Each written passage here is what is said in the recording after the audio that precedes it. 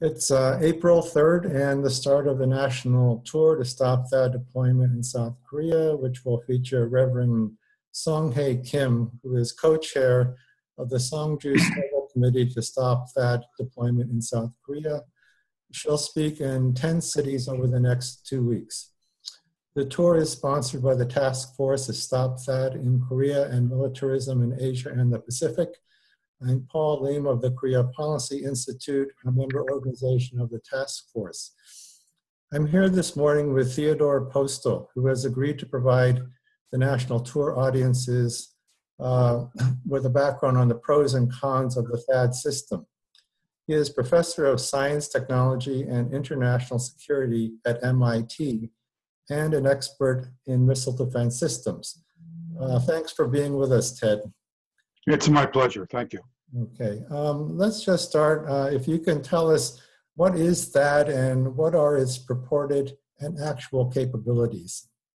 Well, THAAD is supposed to be a missile defense system, a system designed specifically to shoot down ballistic missiles that are attacking certain areas. It consists of a very powerful radar and some 48 interceptors. And so a full deployment of a THAAD battery would be 48 interceptors and this THAAD radar. The important thing about the interceptors for the audience to be aware of is that they basically must hit their targets while the targets are basically in the near vacuum of space. And this results in an extremely high level of vulnerability to countermeasures. The interceptor basically looks ahead to find the target it's going to hit. And the target appears like a point of light. It's an infrared homing sensor. So you can think of the target as just looking like just a point of light. The interceptor cannot see any details of shape. And all an adversary needs to do is to intentionally break up the missile that launched the warhead, and the interceptor would see many points of light, and it would have no way of determining which point of light is the warhead. So it is extremely easy to defeat. Has have these interceptors been tested under that circumstance where actually a number of objects are falling at it and it's had to make a decision about where to go? Has the military tested that? What we know is that there were supposed to be 11 successful tests. And we know that some part of them were against ballistic missiles without the warheads being separated, and then warheads by themselves. There is no statement about any decoys being accompanying warheads, and no statements about even the conditions of the full ballistic missiles, the ones that have the warhead attached, when they are tested. So for example, the ballistic missile could be tumbling side by side or end over end. In that situation, the THAAD interceptor would not be able to home on the front end of the ballistic missile because it does not have the homing capability against what appears to be an accelerating target. So now we know from past claims about successful testing that they have been false. For example, prior to the Gulf War of 1991, the same company, Raytheon, that builds the THAAD, claimed that there were 17 tests against ballistic missiles against Patriot interceptors, and they were successful 17 out of 17 times. In the Gulf War of 1991, following these tests, the Patriots were successful 0 out of 44 times. So the tests, when they have been done, do not appear to be close to realistic. And of course, there's no information on the character of the tests except the claim, which is very likely to be false, that the tests were successful. Now, it is said that by Washington that the deployment of the THAAD system in South Korea is the purpose is to intercept missiles from North Korea. Uh, would in fact these missiles be of any use in deterring a missile attack from North Korea?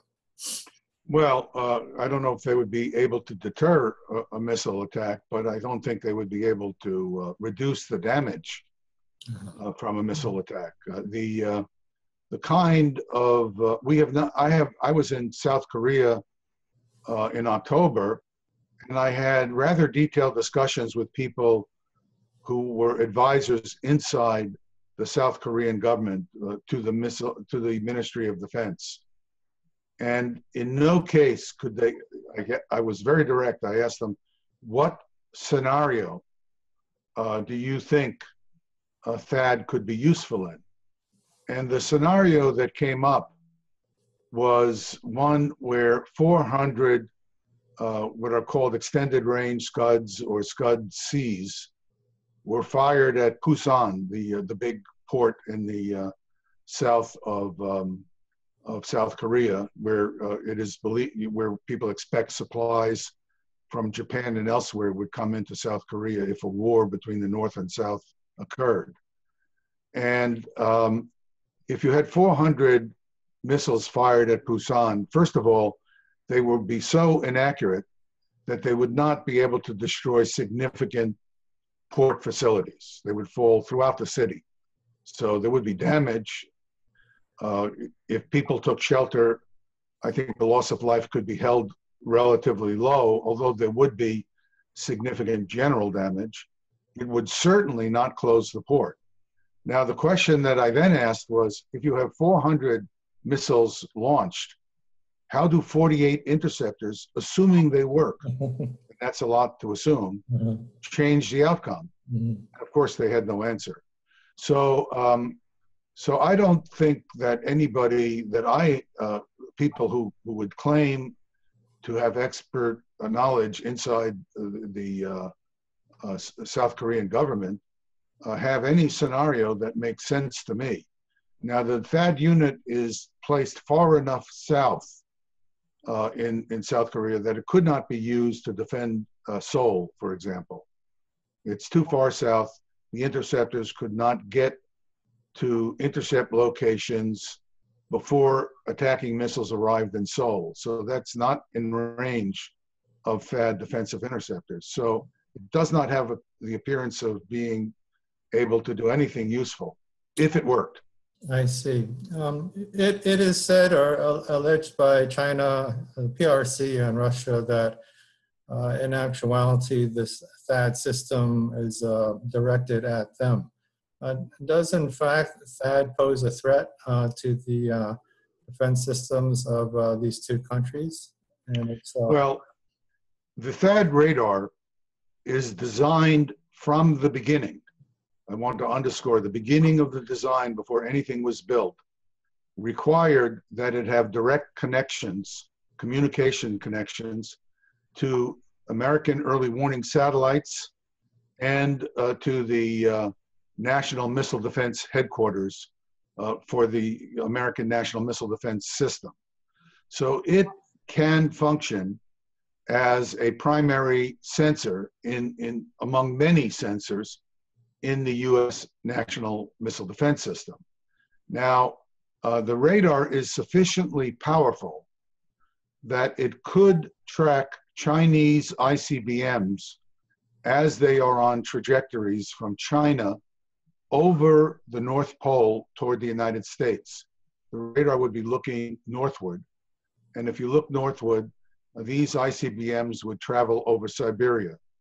And so it could provide tracking information before the Chinese ICBMs rose over the radar horizon that the American radars, the big American National Missile Defense radars, would be looking at from Alaska. So this would provide what is sometimes called handover information to these radars. These radars would then be able to do much less searching of the horizon for possible arriving Chinese ICBMs, they would be able to concentrate on the locations on the radar horizon where the Chinese warheads would arrive. They could then have more time to search to check all of the objects they see, so they can try to tell the difference between warheads and decoys, because the Chinese will certainly have decoys accompanying their warheads. The other thing that is theoretically, I want to underscore these are theoretical possibilities, is that the United States could start launching some of its interceptors while the Chinese ICBMs are still below the radar horizon. And the interceptors could then be updated once the warheads rise over the horizon and can get updated tracking information from the radars in Alaska. This would increase the chances that the United States could try to intercept a warhead, assess whether or not the warhead was intercepted, and then fire a second barrage of interceptors. It would give the extra time for the United States to do that. Having said this, none of these capabilities would really materially add to the near zero capability of the current national missile defense. So the real problem with the THAAD deployment is that it appears like the United States is trying to aim its missile defense at Chinese ICBMs. In reality, it will not truly add capability to the American national missile defense, but it looks like a breach of the American word to China, because the Americans have told the Chinese that the American national missile defense is not aimed in any way at China. It's aimed at North Korea.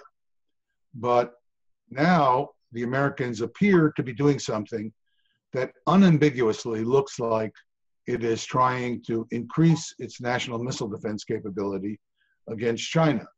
Now, I have had many years of contacts with Chinese scientists.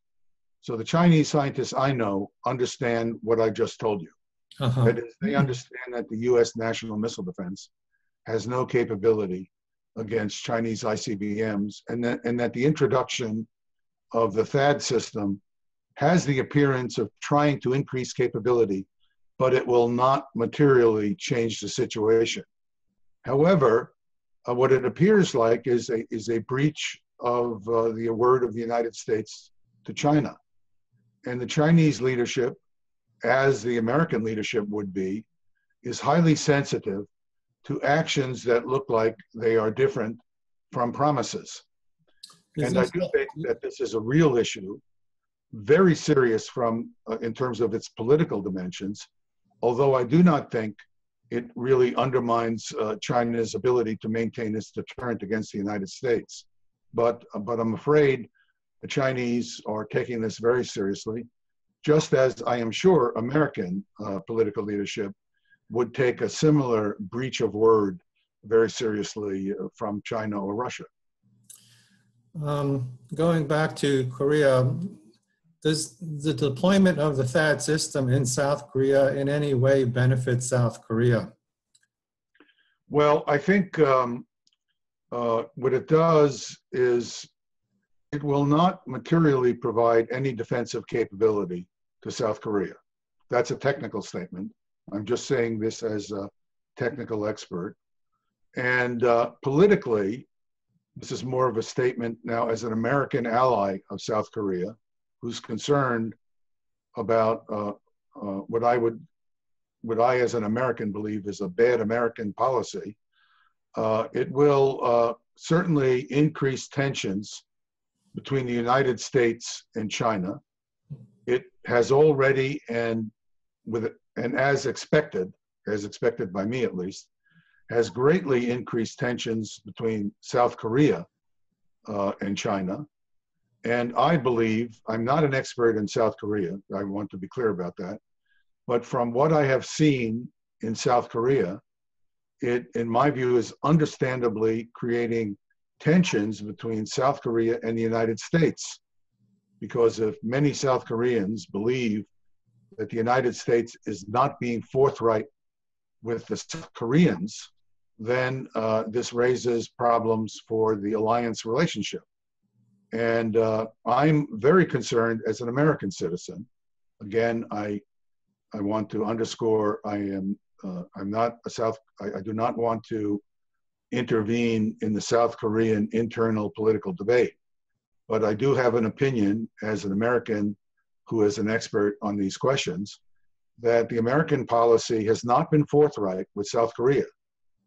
So the American policy has not only undermined trust with China, it has not been forthright with the South Koreans. For example, when my colleague George Lewis and I were first approached by the South Korean journalism community and asked about this problem, our initial reaction was it probably has no implications for South Korea. And then as we started studying it, we realized that it had this appearance. And then we also found out that South Koreans were asking about the capabilities of the radar. And for reasons I cannot, I just don't understand what's behind it, the South Korean people were not told the truth. For example, they were not told that this radar has a direct link to the American National Missile Defense System.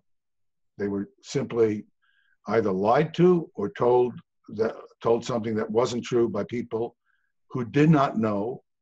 And if they were telling the South Korean people this, I think they should have known this. So if they were South Korean government officials who were either ignorant or not telling the truth to the public, I can't say. But I do know that the South Korean public was not properly informed. And incidentally, the members of the National Assembly who I met with were not properly informed about the characteristics of this system. Given the rush to deploy THAAD in South Korea and the prospect of a more liberal president being elected in May, Moon Jae-in, he has said that he felt that the deployment of THAAD needed to be revisited. The implication possibly that he might ask the United States not to deploy THAAD. Is it your sense in Washington or with the Trump administration that there is a possibility that the United States would align itself with the desires of a new administration, or is this going to cause more friction between the United States and South Korean government? I don't understand the political situation well enough. What I can say is that this was an Obama administration idea. I want to be very clear. This was the Obama administration. It's now being carried forward, I presume, by people who are holdovers from the Obama administration, and the Trump administration, of course, is aware of this, so they may or may not agree with this decision. They may not know enough yet to have evaluated the situation from their point of view. But this was an Obama administration activity, and the person who was a big player from the American State Department was Frank Rose, a person who I know Frank over many years, and he made many statements about the THAAD system that unfortunately I think are not true. So whatever was going on in the Obama administration, there was a big push to deploy THAAD into South Korea, and the administration was not being forthright in its public statements. I want to end our interview with by going back to the Obama administration's original or stated purpose of deploying THAAD, which was to defend South Korea from a missile attack from North Korea. I wanted to ask you, what do you feel is the nature of North Korea's missile and nuclear weapons programs, and what would be the most reasonable approach to addressing international concerns about those programs?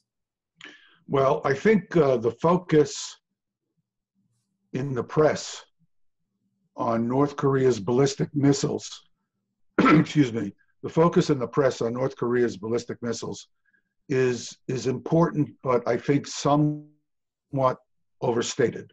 The real problem is whether the North Koreans have a nuclear warhead that can truly be mounted on those ballistic missiles. So we know that there are advances going on in the ballistic missile program. I just recently published an article with a German colleague of mine, Marcus Schiller, and we know quite a bit about the program.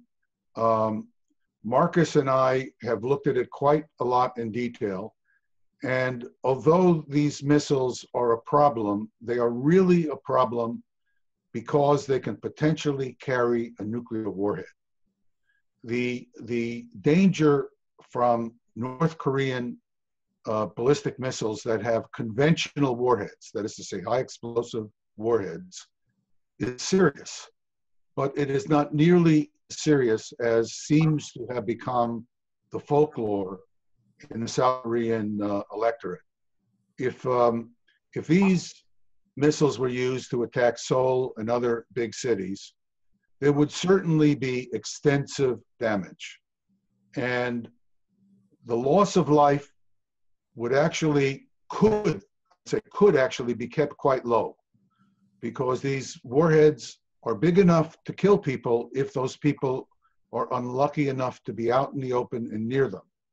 But if these people take shelter, and there are plenty of big buildings that will not collapse, then they will not cause large numbers of deaths and injuries.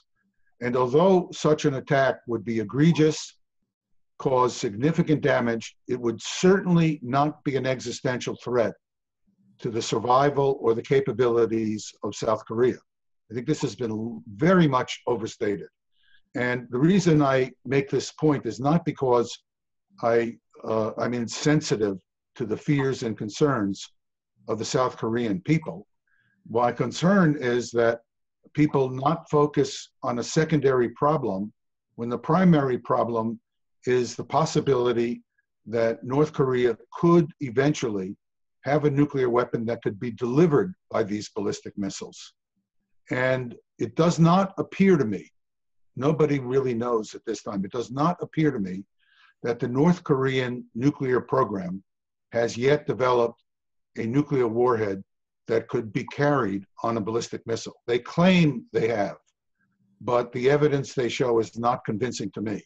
What would be the most reasonable approach? I'm sorry? What would be the most reasonable approach of preventing that last step of occurring? If there could be some form of diplomatic agreement that included an absolute end of nuclear weapons testing by the North, that would stop them from being able to develop this final step, which would be very serious. So I would say it would also be very good to get an agreement to stop further developments of ballistic missiles. And I think that that would be an important thing to do. But the primary thing would be to stop the nuclear testing. I could speak at length about the ballistic missile threat. I've studied it in quite a lot of detail. But I think that would be doing a disservice to your audience. Your audience needs to focus on this serious threat that that these nuclear warheads could eventually be weaponized. And it's possible, one cannot rule out that that has not already occurred. But I think an informed guess suggests to me that this has not been the case. Okay. I want to thank you for joining us. Very much appreciate your insights into the situation and hope to talk to you again. It's my pleasure, and I wish to send my great sympathies to the South Korean people and the South Korean government. Thank you, Ted. Thank you. همیهنان گرامی، بینندگان ارجمند تلویزیون اندیشه، من محمد امینی در بخش دیگری از سری برنامه‌های یک کلمه پاسی رو با شما خواهم بود. در رسانه‌ها بامداد امروز، رسانه‌های ایران که بازتاب در رسانه‌های اینترنتی خارج هم پیدا کرده، خواندم که آقای آیت الله جوادی آملی، یکی از مراجع تقلید که در این دوران جمهوری اسلامی برآمده، در راهپیمایی روز قدس گفته است که این حملات موشکی ایران، سپاه پاسداران، به داعش قدرت اسلام را نشان داد و سخنان دیگری در این راستا. من در بخش دوم این برنامه به درازا تا آنجایی که زمان به من این پروانه را بدهد درباره حمله موشکی سپاه پاسداران به داعش یا دیگر گروه ها و این فرمایشات بسیار کودکانه، ابلهانه و بدور از منطق آقای جوادی آملی خواهم پرداخت. اما در اینجا تنها یک پرسش رو در برابر ایشان و این مراجع عالی قدری که اینقدر به نظر می آید که دانش و شعور و سواد داشته باشند عنوان می کنم. این حرفایی که برای فریب توده مردم می زنند، مردم فریبی.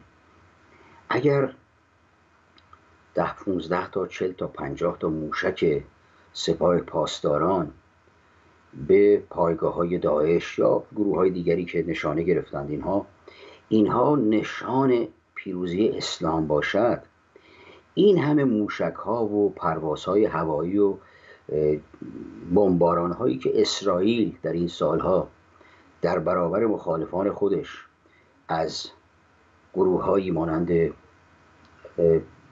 حماس یا گروه‌های فلسطینی یا دولت سوریه، پیشتر مصر و دیگران انجام داده، این همه حملات و نیروهای نظامی، قدرت نظامی که اینها نشون دادن در برابر این 60 تا 70 تا 50 تا موشکی که شما انداختید، این هم نشانی از قدرت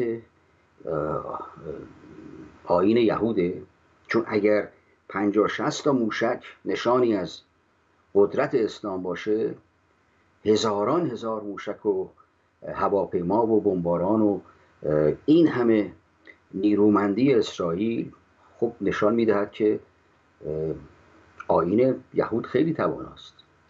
اگر این منطق بیپایه و عوام فریبانه این حجت الاسلام، رهبر دینی، مرجع تقلید رو بپذیریم، این پیروزی های گسترده ایالات متحده آمریکا در جنگ با نیروها، دولت‌ها در عراق، در کشورهای دیگر، برانداختن رژیم صدام، قذافی، همین موشک‌هایی که به تازگی آقای ترامپ به طرف سوریه انداخت، اینها نشان پیروزی آیین مسیحه. یعنی این که آقای ترامپ دستور داد موشک‌هایی رو به سوی سوریه بندازن و یک پایگاه هوایی رو تا حدودی از بین ببرن، اینها نشان پیروزی آیین مسیحه.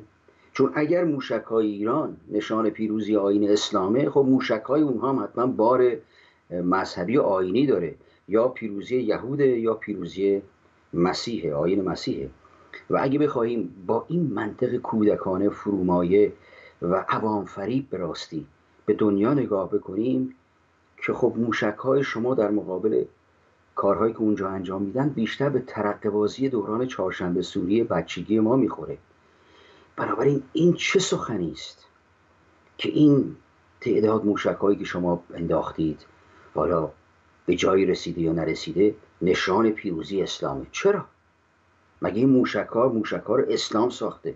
این موشک‌های شما رو همون تکنولوژی ساخته که موشک‌های اسرائیل و موشک‌های فرانسه و موشک‌های آمریکا و موشک‌های کره شمالی و روسیه و دیگران ساخته. تکنولوژی این موشک‌ها رو ساخته. و این تکنولوژی که اسلامی نیست، این تکنولوژی است. حالا شما به نام اسلام ازش بهره میگیرید، کسانی ممکنه بگن ما به نام دولت یهود ازش بهره میگیریم. البته اونها کم رنگتر این بحث رو مطرح میکنن. غربی ها که اصلا اصراری در این ندارن که کارهایی که انجام میدهن به نام آیین مسیح باشه. من میبینم در میان برخی از هممیهنان ما که به حکومت هم انتقاد دارند و من در برنامه چند روز پیشم با آقای مهری همین رو در میان نهادم و هفته پیشم اشاره گذرایی به این موضوع داشتم، کسانی این گونه نگاه میکنند که در این جبهه‌گیری که در مقابل ایران هست، در برابر ایران هست، که به گفته برخی یک دشمن سوگند خورده ایران یعنی اسرائیل، که من باور ندارم اسرائیل دشمن ایران باشه، دشمن جمهوری اسلامی هست، و دولت عربستان که شاید به اونها بیشتر دشمنی با ایران بچسبد تا دشمنی تنها با جمهوری اسلامی، و این جبهه گسترده‌ای که به وجود آمده در برابر ایران و برخی انگشت اتهام رو در مورد این رویداد تروریستی تهران به سوی عربستان متوجه می کنند و یا گروه هایی که با اونها نزدیک هستند، و با اشاره به اینکه عربستان در این سالهای گذشته از درون دولت عربستان از جریان القاعده پشتیبانی شده، عربستان در واقع القاعده رو با پول عربستان، القاعده در افغانستان بنا شده با خون افغانی ها و پول عربستان و دستگاه امنیتی پاکستان، با توجه به اینکه اینها در دامان خودشون آدم‌های تندرویی که از دل اونها تروریسم اسلامی برخاسته پرورش دادن، با توجه به اینکه ما اسناد زیادی در دست داریم که برآمد داعش تا حدود زیادی با پشتیبانی کسانی از عربستان بوده، با پول کسانی از عربستان بوده، خورده میگیرند که شما چرا توجه نمی کنید که ایران درگیر یک جنگ منطقه‌ای است و باید از منافع ملی ایران در این راستا پشتیبانی بشود. من زمان درازی رو برای پاسخ دادن به این سخنان در پیش رو ندارم، ولی در این دوران کوتاه، زمان کوتاه، چند نکته رو با شما در میان میگذارم. نخست این که منافع ملی یک مفهوم پذیرفته شده جهانی است که دارای جنبه‌های دائمی و جنبه‌های تاکتیکی است. جنبه دائمی منافع ملی یعنی امنیت یک کشور، مرزهای اون کشور، روابط نیک اون کشور با کشورهای پیرامون و جستجوی گسترش منافع بازرگانی، اقتصادی، سیاسی و فرهنگی کشور در کشورهای دیگر جهان. این منافع ملی است که در دنیا همه جا پذیرفته شده. زمانهایی هم در درازای تاریخ یا در بزنگاه‌های تاریخ می‌رسد که یک رویداد منافع ملی تازه‌ای رو در مقابل کشور قرار می‌دهد. مثلا گفتمان بر سر ملی کردن صنایع نفت برای منافع ملی ایران بود. رو در رو شد ایران با شرکت نفت ایران، انگلیس و بریتانیا. یا در هنگامی که دولت رضاشاه پیش از اینکه پادشاه بشود، رضاشاه در دورانی که نخست وزیر بود رفت و خزعل رو برکنار کرد و به تهران آورد و خوزستان رو به ایران عملاً پیوند داد، چون خوزستان تقریباً نیمه گسسته از ایران بود. این کوششی برای حفظ منافع ملی ایران بود. درگیری ایران در دوره رضاشاه با اسماعیل آقا سیمکو و سرکوب شورش اون گروه از کردان به سود منافع ملی ایران بود. گفتگوهایی که در دوران رضاشاه بر سر منافع ایران در خلیج فارس بود، اعمال حق حاکمیت ایران حتی سر بحرین و جزایر دیگر و بسیاری چیزهایی که در اون دوران از جمله بر سر حق کشتیرانی در اروندرود انجام میشد، اینها بخشی از منافع ملی ایران بود که بخشی از اون موضوع استراتژیک که جنبه تاکتیکی هم پیدا کرده بود. منافع ملی در فرهنگ سیاسی جهان در دوران مدرن یا در پیش از این که ما واقعا وارد دوران مدرن بشویم ساخته شد. تا پیش از جنگ‌های 30 ساله در اروپا بیشتر کشورهای اروپایی یا نیروهای اروپایی پدیده‌ای به نام منافع ملی رو ازش سخن نمی‌گفتند. بیشتر دولت‌ها زیر سایه نیروی مذهبی که بر اونها چیره بود کار می‌کردند. در واقع منافع مذهبی بیشتر از منافع ملی اهمیت داشت. در سودای منافع مذهبی بود که جنگ‌های صلیبی به راه افتاده بود. مسیحیان در یک سوی و مسلمانان در سوی دیگر. صلاح الدین ایوبی به دنبال منافع ملی مصری که بر اون چیره بود نبود. اصلا کشوری به نام مصر به مفهوم ملی شناخته نمیشد. صلاح الدین ایوبی نماد در واقع مقاومت مسلمانان در برابر نیروهای صلیبی بود. درست یا غلط کار ندارم، یعنی این بود در واقع. در دوران مدرن ما با پدیده‌ای به نام ملت روبرو شدیم و منافع ملی شکل گرفت و نخستین بار همین واژه منافع ملی در فرانسه ساخته شد که به اون رزون دتا میگفتند یا دلیل دولت، چرایی دولت. چرا دولت؟ یعنی دولت برای چیست؟ چرا دولت باید از یک منفعتی پشتیبانی کند؟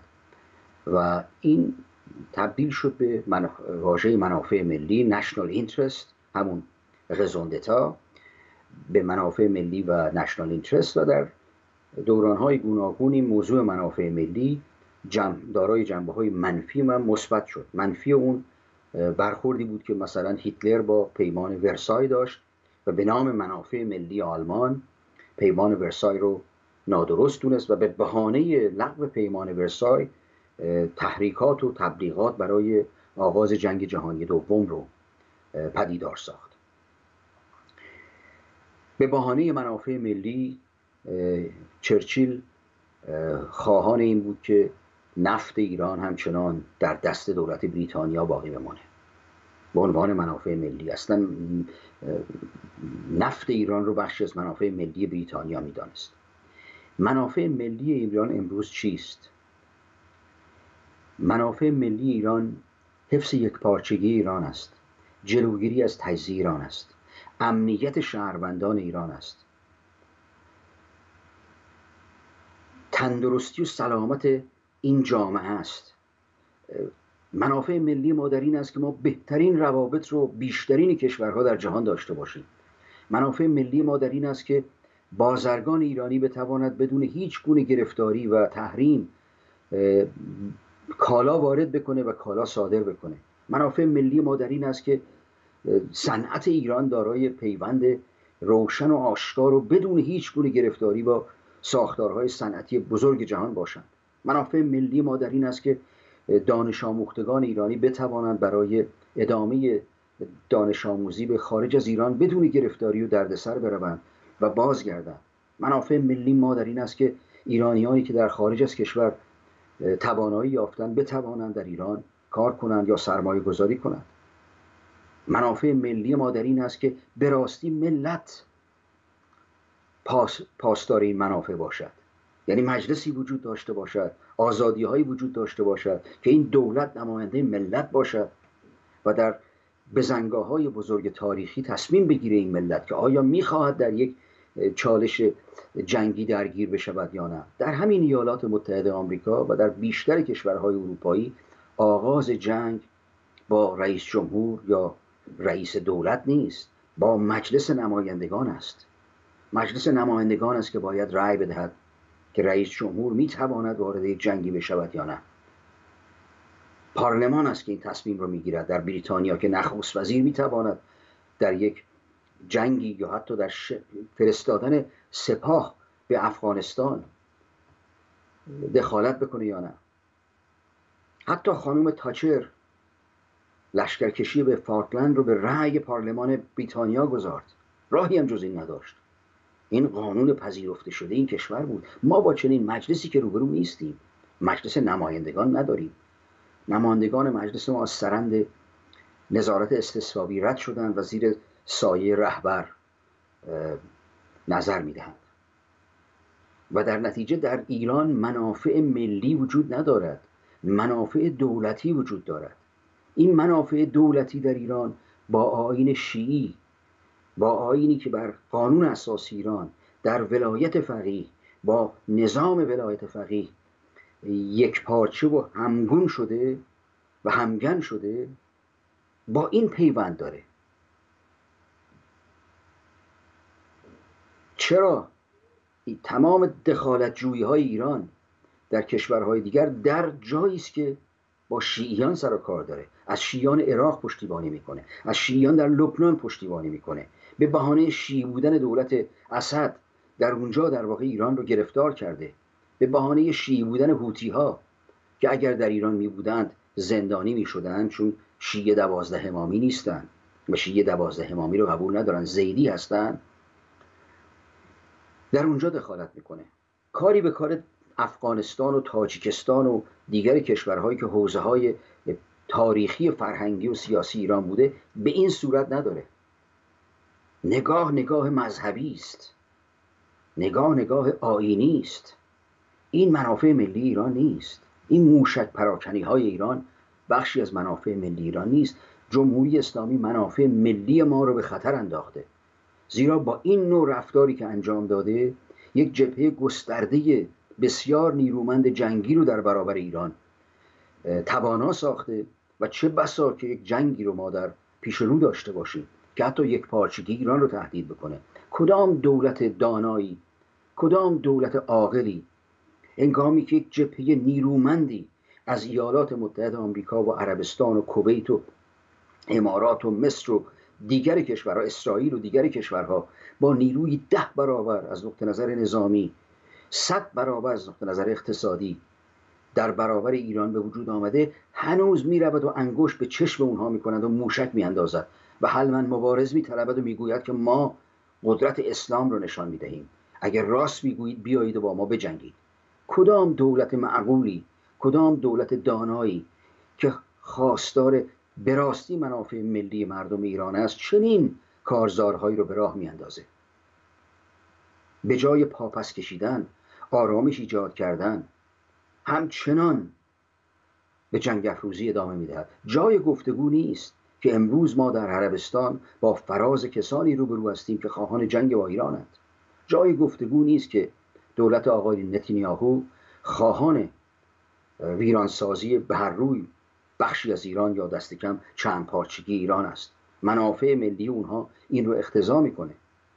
ولی اگر شعوری وجود داره، اگر دانشی وجود داره، اگر ارزیابی منطقی و اصولی وجود داشته باشد، اگر چنین سوداهایی در پیش است، کسانی که این رو در میابند که نباید برمند و دشمن رو که از خود اونها تواناتر هست تحریک بکنند و بگویند اسلام ما رو حفظ خواهد کرد، یا به گفته آقای جوادی آملی ما کشور رو باید حفظ کنیم، انقلاب رو حفظ کرده و در اختیار حضرت ولی عصر قرار دهیم. یعنی از این پرت و پلاها که بله ما این کشور رو بالاخره تقدیم خواهیم کرد به امام زمان که توپ و تفنگ و بمب اتمی هم در او تأثیر ندارد. خب اینها به درد مردم امروز نمیخوره. فردا اگر جنگی در بگیرد و میلیون ها ایرانی کشته بشوند، امام زمان به یاری اونها خواهد آمد. کجای این منطق با منافع ملی ایران ارتباط دارد؟ اینها منافع دولت شیعی در ایران است که 40 سال است دمار از روزگار مردم ایران در آورد و حالا به بهانه منافع ملی دست از سر این جنگ افروزی ها در منطقه بر نمیداره. من در این مورد جای گفتگو نمی بینم که کسانی در کمین نشستند و دشمن کشور ما هستند و میخواهند با ایران جنگ بپا کنند. چرا باید به اونها بهانه داد؟ چرا باید این کارزار رو کاهش نداد؟ دست از دخالت در کشورهای دیگر بر نداشت؟ چه منفعتی از دخالت در سوریه و یمن و لبنان به ما ایرانیان میرسد؟ کجا سودی به یک خانواده ایرانی رسیده است که ما در سوریه میلیاردها دلار خرج کنیم برای حفظ یک رژیم خونریز و تبهکار و دشمنی گروه دیگر رو به خود بپذیریم؟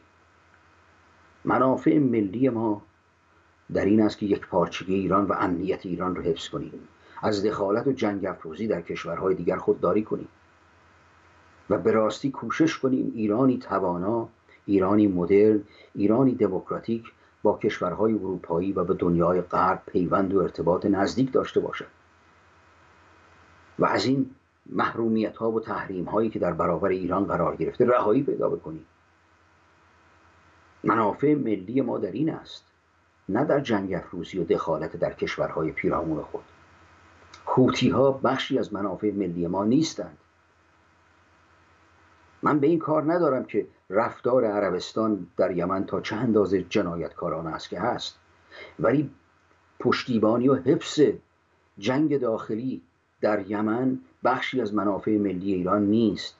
بخشی از کارزار مذهبی خاورمیانه است که یک سر اون دولت شیعی مذهب ایران است و همپیمانانش و سر دیگر اون دولت‌های وهابی و اهل سنت و منافع بین‌المللی. ما باید از این کارزار خودمون رو پا پس بکشیم ایران رو بسازیم و منافع ملی رو به راستی در چهارچوب مرزهای ایران حفظ کنیم. به این معنا نیست که ما نباید تأثیر بر کشورهای پیرامون خودمون داشته باشیم، ولی نه ماجراجویانه، نه جنگ افروزانه، نه از این راههایی که جمهوری اسلامی دنبال میکنند. منافع ملی ایران از جمله با دموکراسی، با حق حاکمیت ملی پیوند دارد. بدون داشتن یک دولت ملی، منافع ملی کمرنگ و بی‌ارزش است، به منافع دولتی تبدیل می شود، به منافع ایدئولوژیک و تاکتیکی دولت مربوط می شود و در این راستا ملت زیان می بیند، مردم زیان می بیند. منافع ملی ما در این است که راههایی پیدا بکنیم که این تنش‌های قومی که در ایران به وجود آمده رو پایان بدهیم، کاهش بدهیم و مردم رو هم سرنوشت و شریک در آینده ایران بدانیم. به پایان برنامه امروز رسیدیم. این وعده رو خدمت شما میخواستم بدهم همیهنان گرامی که من در هفته آینده، چون بار دیگر میبینم که ستایش از اندیشه های شریعتی بالا گرفته، هفته آینده رو به بازبینی و بررسی اندیشه های شریعتی بپردازم. تا هفته آینده، روز و روزگار بر شما خوش باد.